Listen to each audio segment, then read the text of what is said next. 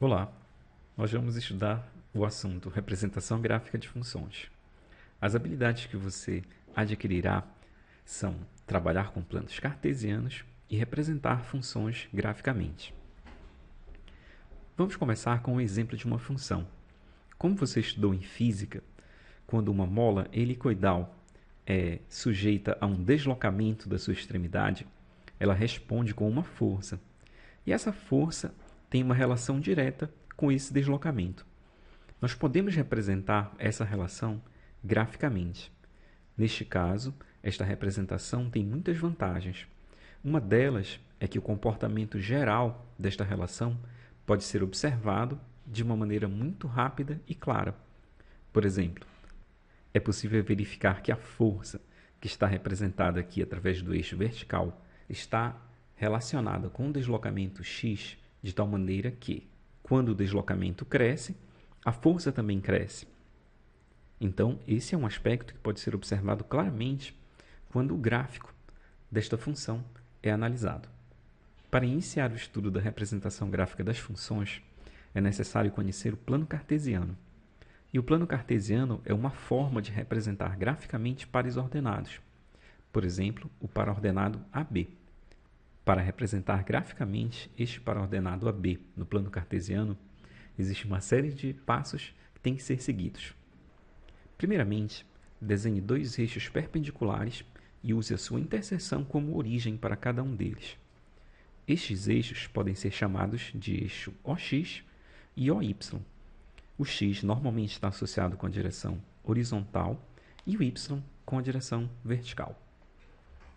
Marque no eixo horizontal o ponto P1, referente ao valor A do par ordenado AB. Marque no eixo vertical o ponto P2, referente ao valor B do par ordenado AB. Trace pelo ponto P1 uma reta R que é paralela ao eixo vertical. Trace pelo ponto P2 uma reta S que é paralela ao eixo horizontal. A interseção das retas R e S ocorre no ponto P, que é a representação gráfica do par ordenado AB. O plano cartesiano é dividido em quadrantes. O primeiro quadrante apresenta valores positivos tanto para x quanto para y. O segundo quadrante apresenta valores negativos para x e positivos para y.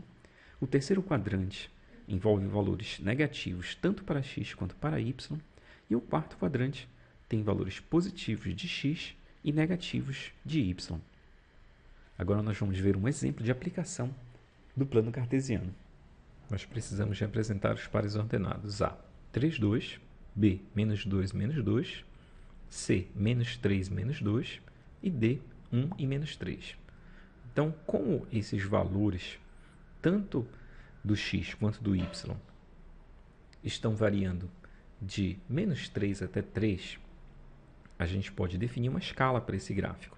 Então, no x, a gente pode fazer aqui a escala 0, 1, 2 e 3, para representar os valores de x que são positivos. E do lado negativo, a gente marca menos 1, menos 2 e menos 3. No eixo y, a gente pode fazer a mesma coisa. 1, 2, 3. Do lado positivo, menos 1, menos 2 e menos 3 do lado negativo. Agora nós vamos marcar o ponto A no plano cartesiano. Então, o primeiro valor da coordenada x dele é 3 e o valor da coordenada y é 2. Então, a gente localiza o valor 3, a gente traça uma reta paralela ao eixo vertical, passando pelo 3, e uma reta paralela ao eixo horizontal, passando pelo 2. O ponto onde ocorrer o cruzamento entre essas duas retas é exatamente a localização do ponto A, 3,2, no plano cartesiano. Então, é nesse ponto que está localizado o par ordenado 3, 2. Note que ele está no primeiro quadrante. Então, a gente tem valores positivos tanto para o x quanto para o y. Já o ponto B, ele tem as coordenadas menos 2 em x e menos 2 também em y. Quando a gente traça as retas, primeiramente paralela ao eixo vertical, passando pelo menos 2 no x, e depois paralela ao eixo horizontal, passando pelo menos 2 no y, a gente encontra o ponto B no terceiro quadrante, onde tanto os valores de x quanto os valores de y são negativos. O ponto C tem coordenadas menos 3 no x e 2 no y. Então, quando a gente traça aqui a reta paralela ao eixo vertical, passando pelo 3, e a reta paralela ao eixo horizontal, passando pelo y igual a 2, a gente acha o ponto de cruzamento das duas retas no segundo quadrante. Então, aqui a gente pode marcar a posição do ponto C. No segundo quadrante, a gente tem valores negativos para o x e positivos para o y. Finalmente, o ponto D ele tem a coordenada x igual a 1 e a coordenada y igual a menos 3. Então, ele está localizado aqui no quarto quadrante, que é a localização do paraordenado D, formado pelos valores 1 e menos 3. Então, esse aqui foi o processo para a definição da localização desses pontos no plano cartesiano. Agora nós vamos estudar o processo para traçar o gráfico de uma função, já que nós conhecemos como funciona o plano cartesiano. O processo para traçar o gráfico também obedece a uma determinada sequência. O primeiro passo dessa sequência é construir uma tabela com os valores de x e os valores de y, de acordo com a lei que define a função, y igual a f de x. Por exemplo, nós vamos traçar o gráfico da função y igual a 15 vezes x, com x variando de 0 até 6, de 2 em 2. Então, a gente monta a tabela com os valores de x e os valores de y correspondentes. Isso, então, é o primeiro passo do processo para traçado do gráfico da função. No segundo passo, a gente vai marcar cada um dos pares ordenados que fazem parte de cada linha da tabela no plano cartesiano, usando o mesmo processo que nós vimos agora há pouco para a localização destes pontos no plano. Então, esse é o segundo passo para o traçado do gráfico. E, finalmente, no terceiro passo, os pontos que nós determinamos são ligados por uma curva, que é o próprio gráfico da função y igual a f de x. Neste caso, se você se lembra do gráfico que nós mostramos no início da aula, relativo à mola, estes valores de x são exatamente os valores de deslocamento naquele caso, e os valores de y são os valores de força.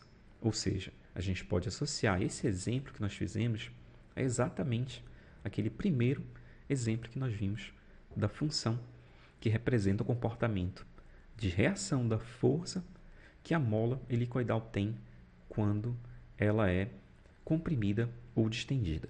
E agora nós vamos estudar um exemplo de traçado de gráfico de uma função. Essa tarefa é traçar o gráfico da função y igual a x mais 1, com x variando de 0 até 3, de 1 em 1.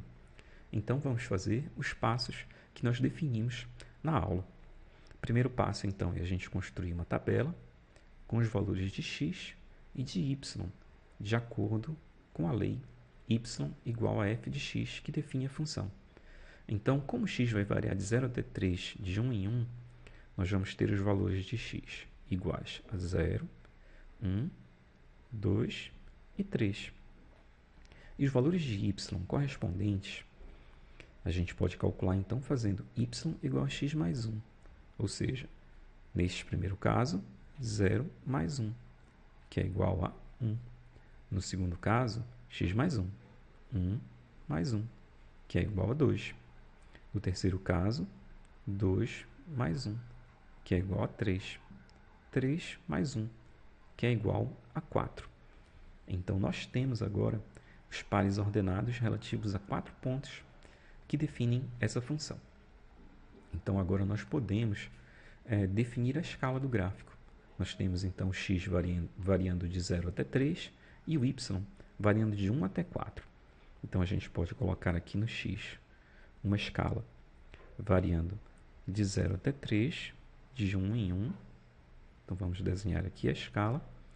E no eixo Y, a gente coloca a escala até o número 4, que é o valor máximo que a gente obteve para o valor do Y.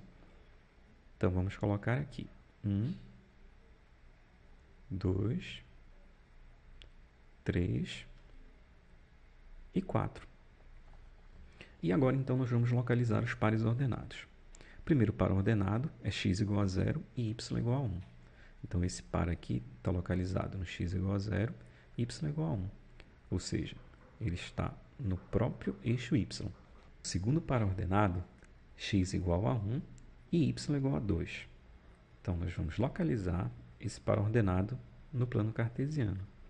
X igual a 1 e y igual a 2. Pronto. O terceiro par, x igual a 2, y igual a 3. Então, a gente localiza esse par no plano cartesiano.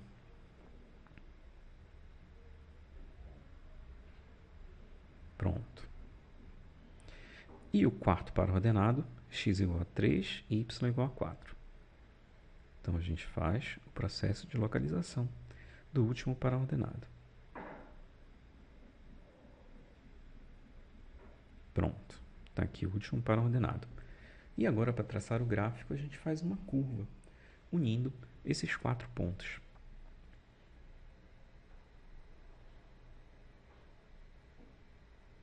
Pronto. Então, aqui a gente termina o processo de traçado do gráfico dessa função para os limites associados ao valor da variável x. Continue estudando, usando o simulador, o material de sistematização teórica e as questões. Até logo!